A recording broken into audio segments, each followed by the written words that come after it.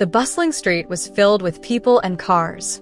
Cheng Xingjue sat in a food stall, looking at the barbecued pork and chicken leg rice on the table. He then looked up at He Shuangyue, who was staring at him intently.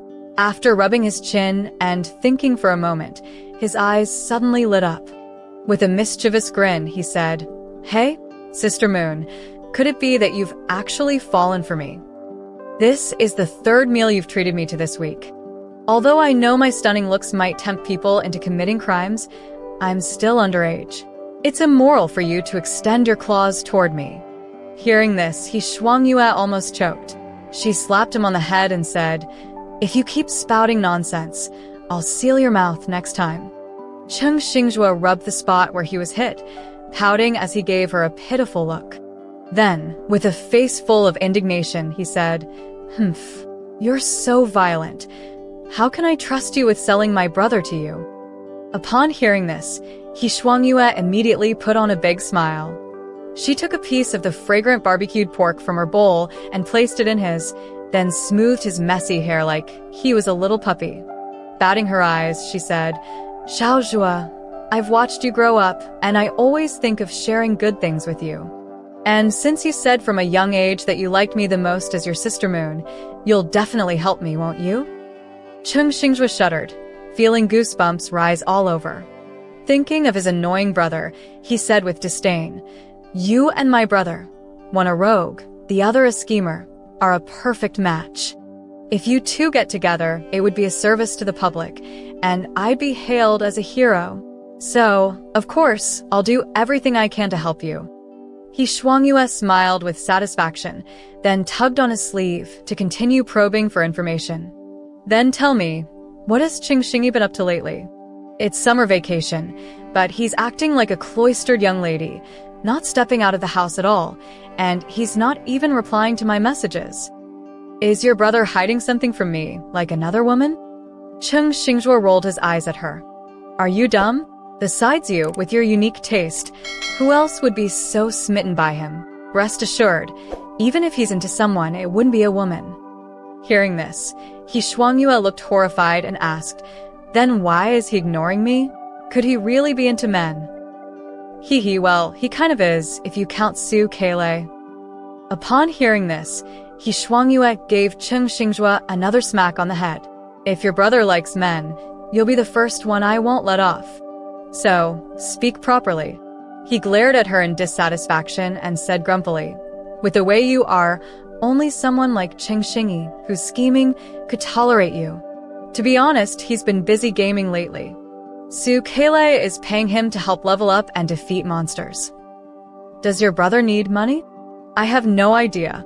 Maybe he's saving up to buy you a set of 5 years of college entrance exams, 3 years of mock tests. You're about to start your final year of high school, and he's probably worried about your grades. He's afraid you won't keep up and won't get into the same school, and he's even more worried you'll stop pestering him and start bothering someone else, so he's spooked." Grades were He Shuangyue's sore spot, and this brat really knew how to hit where it hurt. She glared at him, then snatched back the barbecued pork from his bowl, angrily shoveling a mouthful of rice into her mouth. Cheng Xingjue didn't argue with her and instead grinned as he continued, "Don't be fooled by my brother's cold demeanor. He's just repressed. Let me tell you, his pajamas are actually pink. You've been working hard for so many years. Just keep pushing a little more. Don't let him out to charm other girls. I'm rooting for you, Sister Moon." Upon hearing this, He Shuangyue silently counted on her fingers and realized that she really had been eyeing Cheng Xingjue for many years. When you think about it, He Shuangyue and Cheng Xingjue were really destined to be frenemies from the start. When He Shuangyue was young, her parents were very busy with work and had little time to take care of her. So, they sent her to her grandparents' house, hoping that her grandfather could help discipline this rambunctious little girl. But as soon as she arrived at her grandfather's house, He Shuangyue felt like a rabbit released from its cage. Her grandparents doted on her and couldn't bear to scold her, let alone discipline her. So, she grew up with a wild streak. Cheng Xingyi's family lived in the building across from her grandparents' place. When the adults were busy, the kids would usually gather and play together. Cheng Xingyi was the leader of the group, a boy with an exquisitely handsome face, like a porcelain doll, but with a commanding presence. He didn't need to say a word to keep the other small fry in line. The first time Shuangyue showed up with a small bucket among the kids, the others, seeing her adorable face, immediately wanted to play with her. Except for Cheng Xingyi, who stood there like a little prince with a cold expression, not paying her any attention. She silently grumbled, "This little stone face is really wasting such a pretty face, standing there like a door god, not even saying a word to a new friend." However, his younger brother, Xiaozhua, was the complete opposite, adorable and full of smiles as soon as he saw her. He grabbed her hand and started calling her Sister Moon this and Sister Moon that. She provocatively made faces at Cheng Xingyi, sticking out her tongue. "See, your brother likes me, na." Cheng Xingyi glanced at her, then grabbed Xiaozhua's hand and turned to head back home. Shuangyue couldn't stand it. If you won't play with me and even get jealous when someone else likes me, how awful." So, she threw her toy down and sprinted after Cheng Xingyi, intending to grab his collar and throw him over her shoulder. But in her rush, she accidentally pulled down his pants in front of everyone and ended up sprawled at his feet in a dog paddling position. As Shuangyue came to her senses, she was shocked, wondering if she should make a run for it or help him pull his pants back up first. However, before she could react, Su Keilei, that rascal, suddenly exclaimed with delight, "Boss, your underwear has a cartoon piggy on it." Hearing this, the kids who had been holding back out of respect for Cheng Xingyi's dignity couldn't help themselves anymore. They all turned away, covering their mouths, trying not to laugh. Shuangyue, however, clearly saw Cheng Xingyi's beautiful face slowly turn beet red, his teeth grinding audibly. He glared down at her, looking like he wanted to tear her apart right there. Seeing the colorful cartoon underwear, Shuangyue had also wanted to laugh, but was so scared by him that she swallowed the laugh that was on the tip of her tongue. Then, in front of everyone, she cautiously helped him pull his pants back up. Actually, your underwear is quite nice." He clenched his fists, the veins on the back of his hands popping, and ground out her name through gritted teeth, Shuangyue. But in the next second, she looked up at him with a big grin and said something that completely shattered him. "You don't need to be shy. Whether anyone else wants you or not, I'll always take responsibility for you." Cheng Xingyi stared into her sincere, innocent eyes, as if she were discussing something as mundane as what to have for dinner. Yet, his face turned red, then green, then white, as a wave of unnamed panic washed over him. He suddenly realized that he couldn't handle this seemingly naive little girl, and he quickly grabbed Xiaozhua's hand and fled the scene as if his life depended on it. This incident, however, made Shuangyue famous overnight. From that day on, Su Keilei's little minions started calling her Sister Moon, knowing full well that Cheng Xingyi's nemesis had arrived. With her newfound determination to take full responsibility for Cheng Xingyi, Shuangyue completely changed her attitude towards him. She no longer found his expressionless face off-putting. Instead, she thought it was incredibly cool and handsome. Every morning before school, she would stake out in front of his building, and as soon as he appeared, she would stick to him like glue. After school, she would wait outside his classroom, shamelessly winking and whistling at him like some rich kid from a TV show chasing after a girl, acting like a little hooligan. At first, every time Cheng Xingyi saw her, the embarrassing memory of that ridiculous incident would flash through his mind, and he felt it was the most humiliating experience of his life. So, he never gave her a friendly look, avoiding her as if she were the plague, like a mouse hiding from a cat. But who was Shuangyue? She was the Sister Moon, adored by all the neighborhood kids, the only one who could stand up to Cheng Xingyi, a legendary figure. With her thick skin, unshakable confidence, and the endless tricks she'd learned from books and TV, would she give up so easily? In front of everyone, she boldly declared to an exasperated Cheng Xingyi, "Sooner or later, you'll be mine." This move earned Shuangyue the support of everyone, including Xiaozhua, while Chengxingyi only felt more certain that he was in big trouble. He had no idea what she had said to her grandfather when she got home. But the next day, the old man showed up at school and transferred her from her original class to his. Then, he watched in disbelief as she, with a little tyrant swagger, approached the boy sitting next to him and negotiated, through a mix of threats and bribes, to switch seats with her.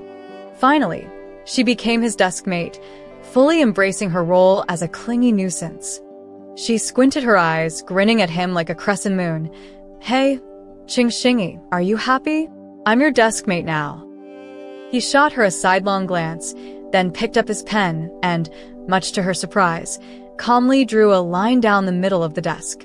He coldly said, "Don't cross this line. Don't talk about that incident at school.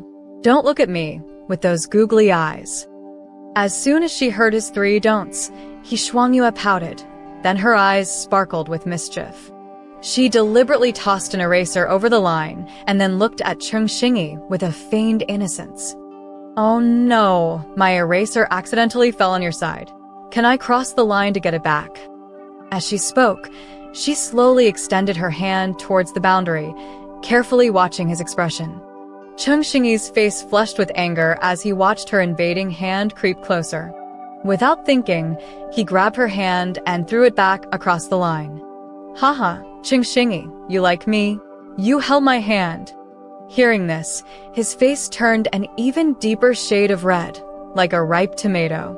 Immediately after, he picked up the eraser that had crossed the line and threw it back, then deliberately turned his head away, refusing to look at her.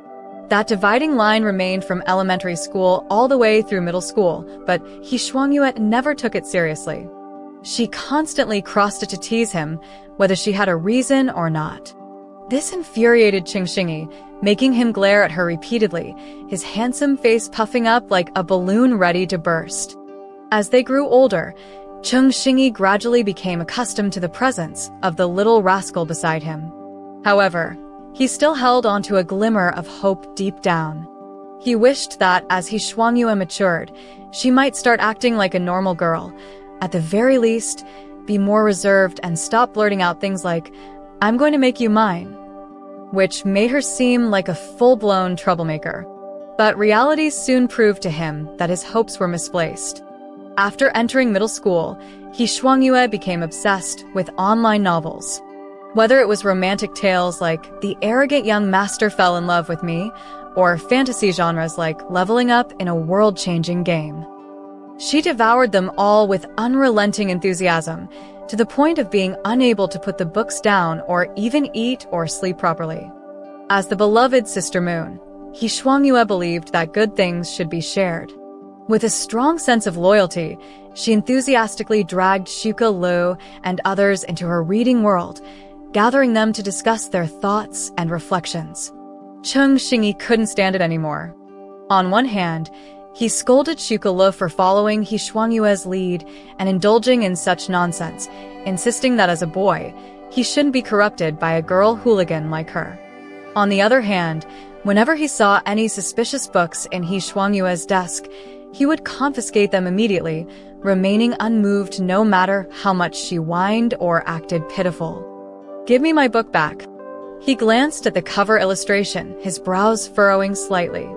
"If you can promise me that after reading these books, you won't stare at me with that lecherous gaze or spout suggestive lines all day long, I might consider giving it back. Books are our best teachers. You can't deprive me of my right to learn. Otherwise, I'll tell Auntie Cheng that you're bullying me."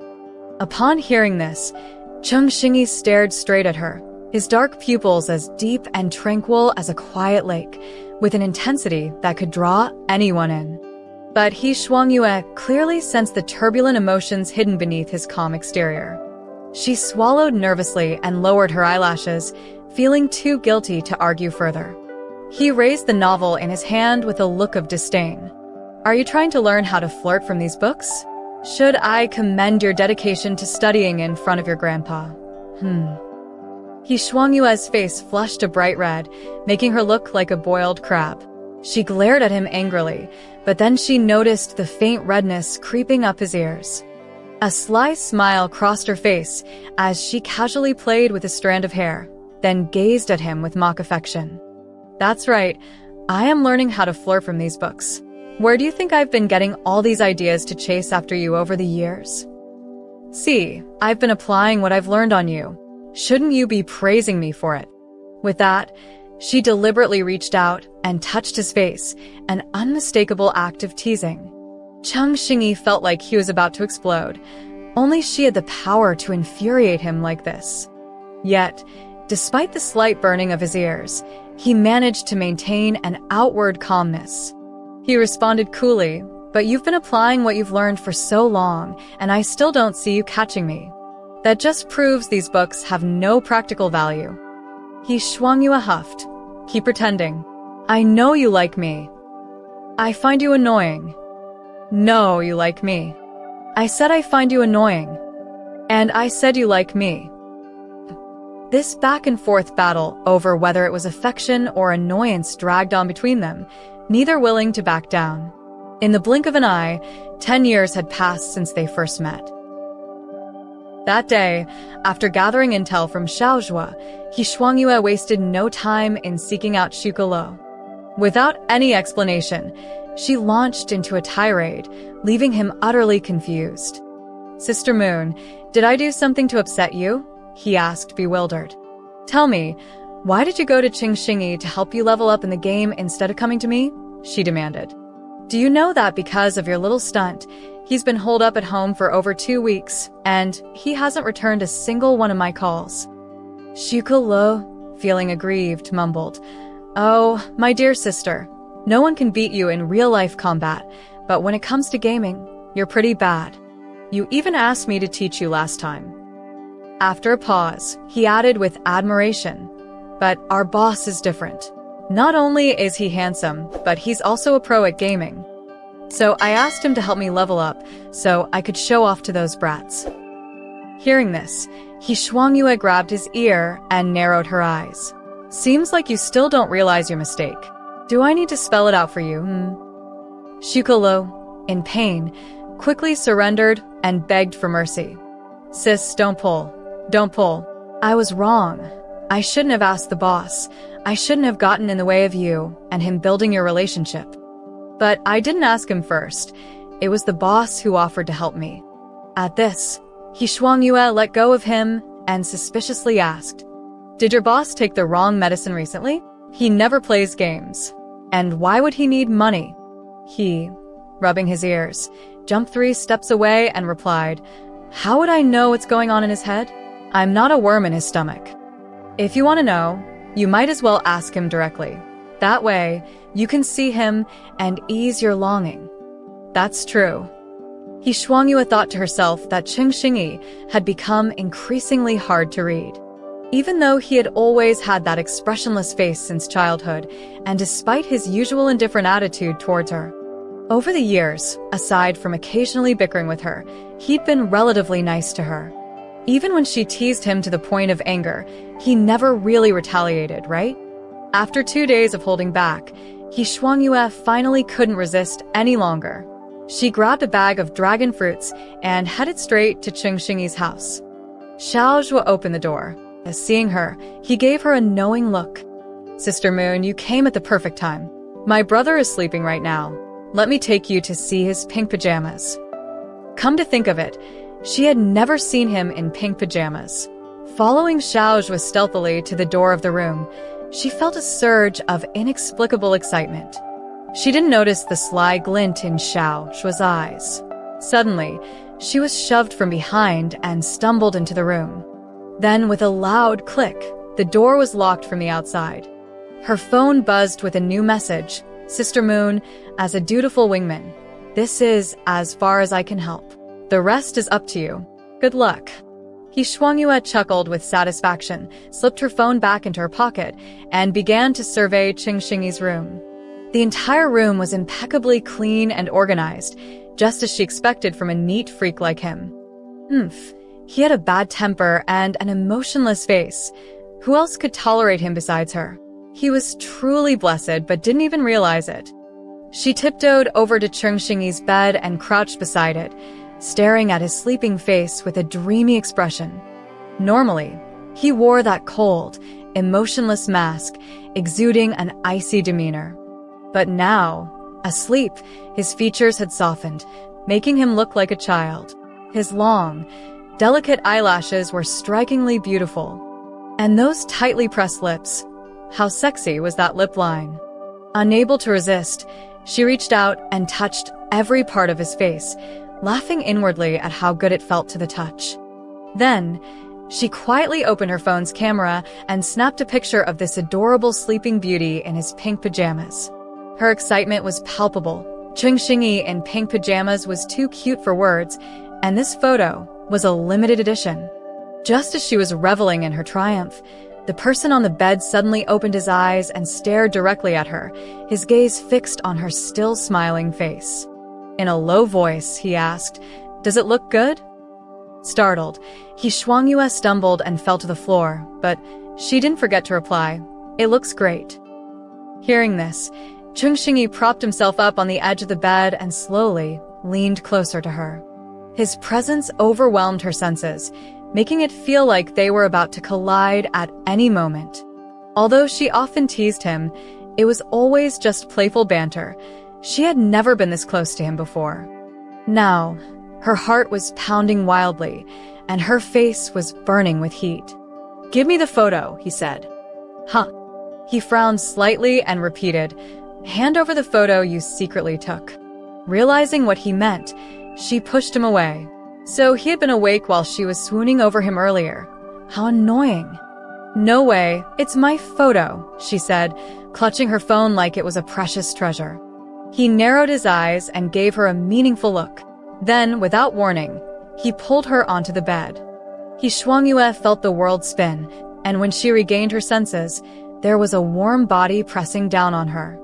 What the heck was happening? She wanted to escape this ambiguous situation, but he held her tightly, leaving her unable to move.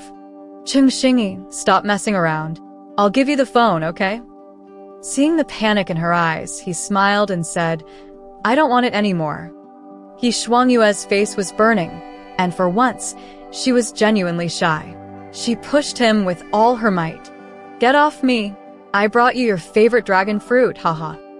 His intense gaze locked onto hers, his voice low and mesmerizing. "Xian'er, after reading all those romance novels, wasn't your goal to seduce me? Now that you've got your wish, why aren't you happy?" I wasn't trying to do that. "But I was," he murmured.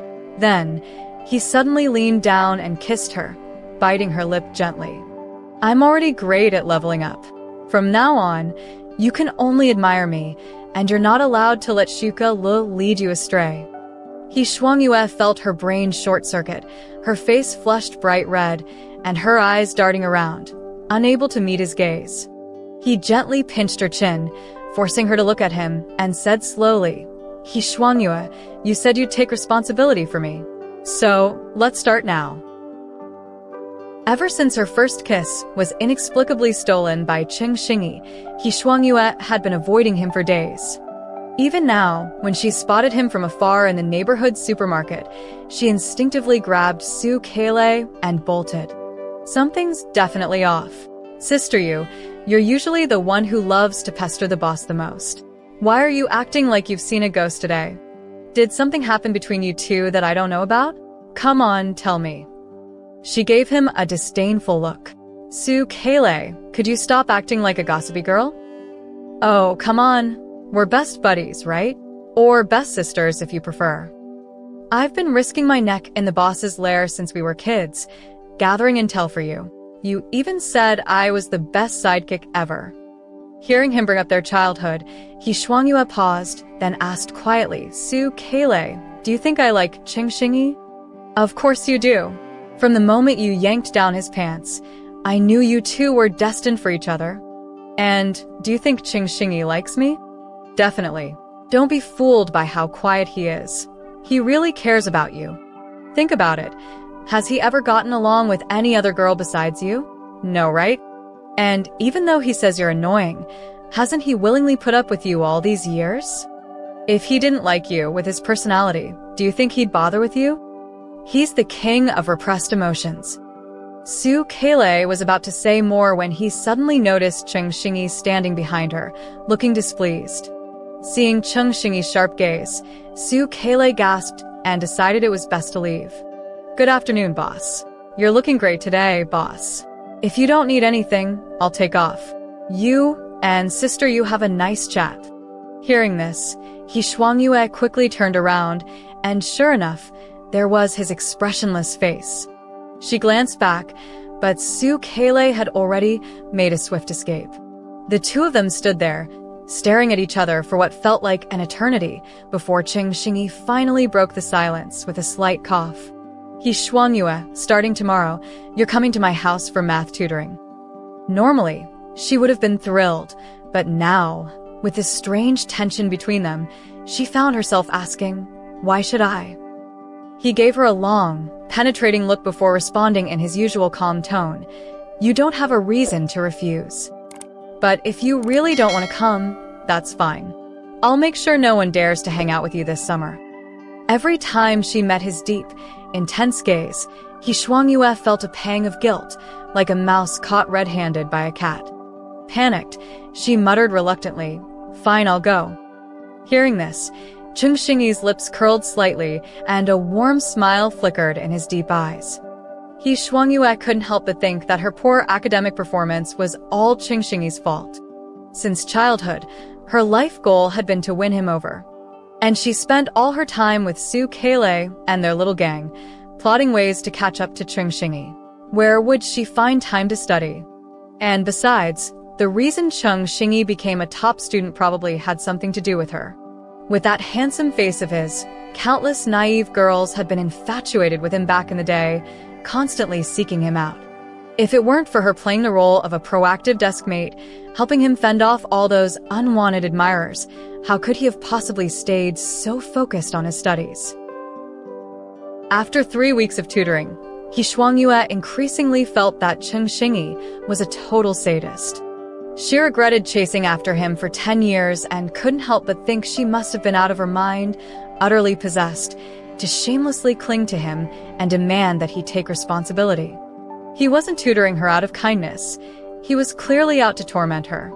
He even teamed up with her grandfather to supervise her as she copied formulas and practiced problems. It must have been Cheng Xingyi's way of exacting revenge for being utterly fed up with her. Staring at the mountain of test papers, exercise books, chaotic formulas, countless punishment copies, and that cold, expressionless face of his, she felt this summer was turning into a suffocating ordeal. For the sake of her future, she decided it was necessary to have a talk with Cheng Xingyi. At least they needed to get along. One day, she arrived at the Cheng residence early. After Cheng Ai let her in, she left, only mentioning that Cheng Xingyi was at home. Hearing the sound of running water from the bathroom and knowing that Xiaozhua was likely out playing, she instinctively assumed it was Cheng Xingyi inside. She squatted by the door and began muttering to herself, "Cheng Xingyi, let's make peace, okay? No, let's turn our swords into plowshares. I know I was wrong when we were kids. I shouldn't have pulled down your pants and embarrassed you in front of everyone. I shouldn't have had a crush on you and shamelessly demanded that you take responsibility. I also shouldn't have used force to block your romantic prospects, let alone tease you with words all the time.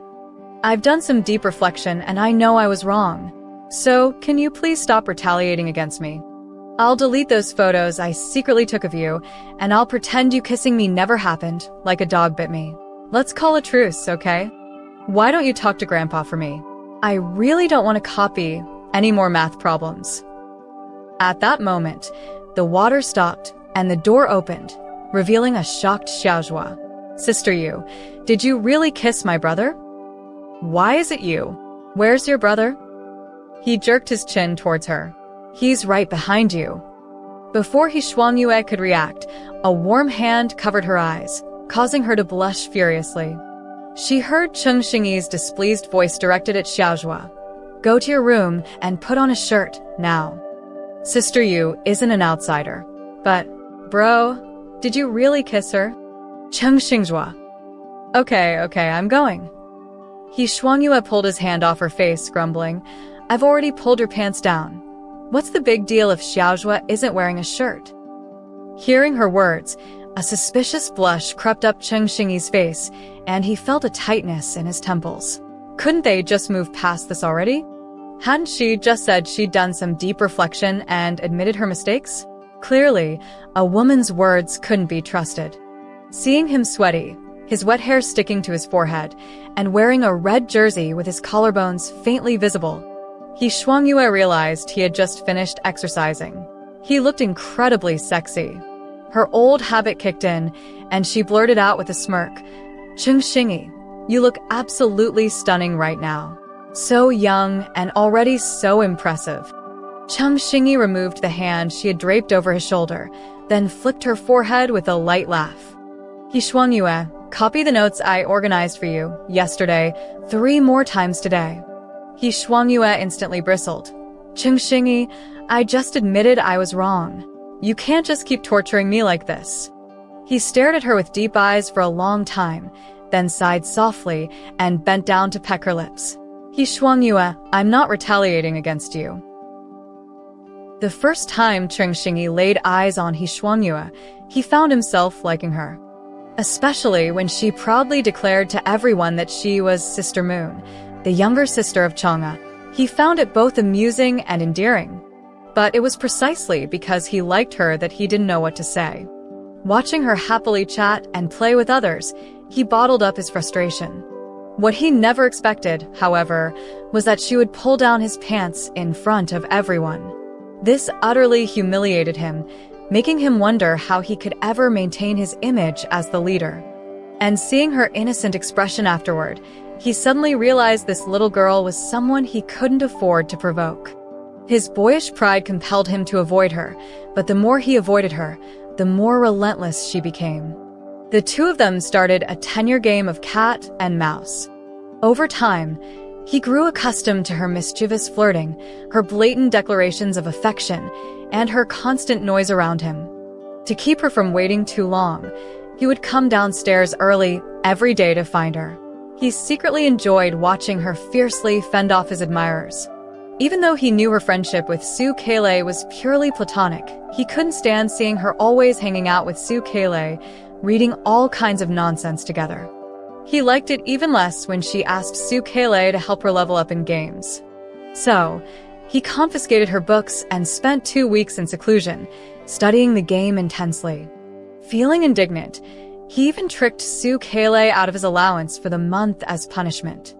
And then, when she caught him off guard, he kissed her. He just couldn't help himself. Everyone knew that Xian'er liked Cheng Xingyi because her affection was loud, passionate, and enduring. But Cheng Xingyi liked Xian'er too. His affection, however, was deep, restrained, and eternal. Xian'er touched her lips, still stunned for a while. If the first time he kissed her was a prank, then the second time probably wasn't out of revenge, right? The more she thought about it, the more her face flushed red. She looked up at him, feeling a bit unreal, and then pinched his cheek hard. When she saw him frown slightly, she quickly pulled her hand back, widened her eyes, and cautiously asked, "Cheng Xingyi, can I take this to mean you like me?" His ears turned slightly red as he averted his gaze, deliberately avoiding her eyes, and answered somewhat awkwardly, "You can understand it that way." Upon hearing this, Xian'er reached out again, giving him a slap on the head. "If you like me, why did you make me copy notes? Cheng Xingyi, are you crazy?" No one knew better than him how spoiled and arrogant Xian'er could be. He had already anticipated that confessing his feelings would lead to this kind of outcome. That's why he had refused to admit his feelings back when she was relentlessly pursuing him. His face darkened instantly, and he gritted his teeth, squeezing out a Xian'er. "I'm not copying anymore. Whoever wants to can do it. If you don't copy, I'll break your legs. Cheng Xingyi, you pervert. Better a pervert than an uneducated thug like you." Humph. Xian'er thought that all those novels were full of lies. What nonsense about a domineering young master falling in love with me, or the gentle light of the moon like spring willow, or soft words flowing like water. Bah. In reality, there was only a big pervert like Cheng Xingyi. The two of them were at an impasse. After her anger subsided, Xian'er thought it over and decided that a wise person knows not to fight when the odds are against them. Better to live to fight another day. So, she turned to him with tearful eyes, looking pitiful as she pleaded, "Xingyi, as my boyfriend, you can't be mean to girls. I'll copy the notes, okay? But can I copy fewer?" He looked at her with disdain. "Who said I'm your boyfriend?" She panicked. Why wasn't he following the script? "You just said you liked me." He smirked. "But I didn't say I'd be your boyfriend. If you want to be my girlfriend, it's not impossible. First, study hard and get into the same university as me, and then I'll consider it." Xian'er was on the verge of exploding, but looking at Xingyi's smirking face, she forced herself to hold back. A truly smart person can endure the present oppression and also deliver a perfect counterattack. "Fine, I'll take the exam." She would endure. After the college entrance exam, let's see if he doesn't come begging her. Humph. When the results of the college admissions came out, "Xingyi, I didn't get into your university. Boo-hoo." Seeing her poor attempt at acting, he frowned slightly and then pulled her into his arms. "Don't cry. You're so dumb. Getting into a second-tier university is already quite impressive. Besides, it's not far from my school." She buried her face in his shirt, wiping her tears, then grumbled indignantly. "But if that's the case, you can't be my boyfriend. And if you're not my boyfriend, I can't boss you around. Who am I supposed to get payback from for all the suffering I've endured over the years?" Hearing this, Xingyi pressed his lips together, repeatedly telling himself, "It's fine. She's dumb, but I'm smart. I chose her, so I'll just have to spoil her no matter what." As he patted her back, he chuckled and said, "I'll reluctantly agree to be your boyfriend then. You can come find me anytime to vent." Huh? Isn't this the part where you're supposed to say you'll give up the top university and join me at the second-tier school? Do you not like me? Are you still holding a grudge and trying to get back at me? He ruffled her hair. "Be good. Don't read so many romance novels. They're all lies. If I attend a better school, I can get a better job and earn more money so that you can spend it all later. Don't you think that's right?" Xian'er glared at him fiercely. "Xingyi, would it kill you not to mock me? You don't seem to like me at all. Su Kele treats me better than you do. Su Kele only listens to you because he's scared of you. But I'm different. I know you're dumb and a bit of a thug, yet I've stayed by your side all these years. So, I'm the only one who truly likes you." She rolled her eyes at him. "I must have been blind to pull down your pants and end up on this sinking ship with no help from heaven or earth." He laughed. "You've got a great eye. You've landed such a handsome boyfriend for free. Plenty of people would be jealous. In the future, you can not only pull down my pants, but my clothes too. You can strip me completely and flirt with me as much as you want. You could be the leader's woman, with a bunch of little guys calling you sister-in-law. Doesn't that sound amazing?" She snorted. "And you'd be Sister Moon's man, with a group of little underlings calling you brother-in-law.